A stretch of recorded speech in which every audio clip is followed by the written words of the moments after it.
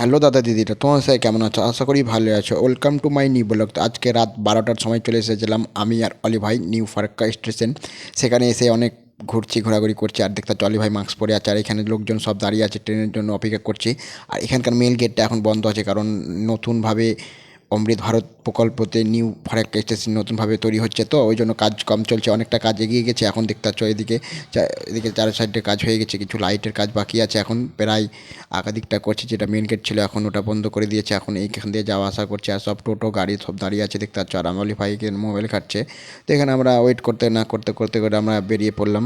তো অলি ভাই বললো কি যাত্রী ঘোরাই, তো আমি এখান থেকে চলে গেলাম হ্যাঁ কোথাও ঘুরতে। তো ভাবছি কোথায় যাবো না যাবো বুঝতে পারছি না।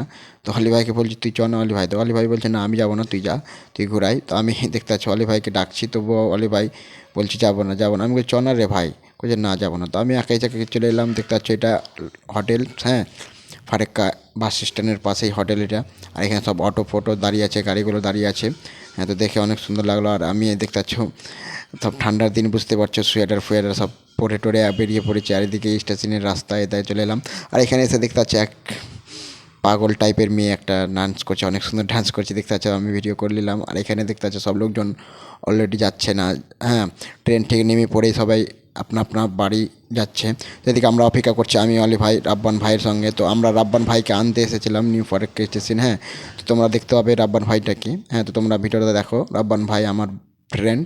হ্যাঁ, তো তোমরা যা যে চিনো না চিনো অবশ্যই কমেন্ট করে জানাবে।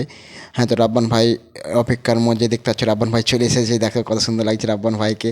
হ্যাঁ, রাব্বান ভাইয়ের চেহারাটা সেই নেক্সট লেভেলের রাব্বান ভাই, বাহ।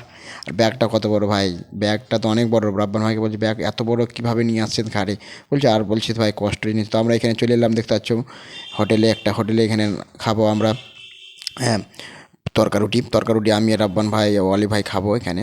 অলি ভাইকে বললাম চলো তরকা রুটি কিছু খাই। তো খাওয়া দাওয়া করি, প্রায় এখন 1টা বেজে গেছিলো। তো রাব্বান ভাই এলো, তো রাব্বান ভাইকে খাওয়া দাওয়া করিয়ে আমরা বাড়ি নিয়ে যাব, কারণ না খেয়ে আছে, অনেক দূর থেকে এসেছে না এসেছে, আবার বাড়ি যেয়ে তো খাওয়া হবে না, কারণ 1টা বেজে গেছে বুঝতে পারছো। তো রাব্বান ভাইকে এদিকে আমি ঘাড় মিলিয়ে দিলাম। তো রাব্বান ভাই অনেক শুকিয়ে গেছে দেখতে পাচ্ছ, অনেক দূর থেকে এসেছে, তো ওই জন্য। তো এদিকে অলি ভাই দেখতে পাচ্ছ খেতে খেতে একদম কথা বলছে। তরকা রুটি দেখতে পাচ্ছ, তরকা রুটিটা সেই নেক্সট লেভেলে। এদিকে 1 প্লেট তরকারি নিয়েছিলাম আর রুটি নিয়েছিলাম 10টা।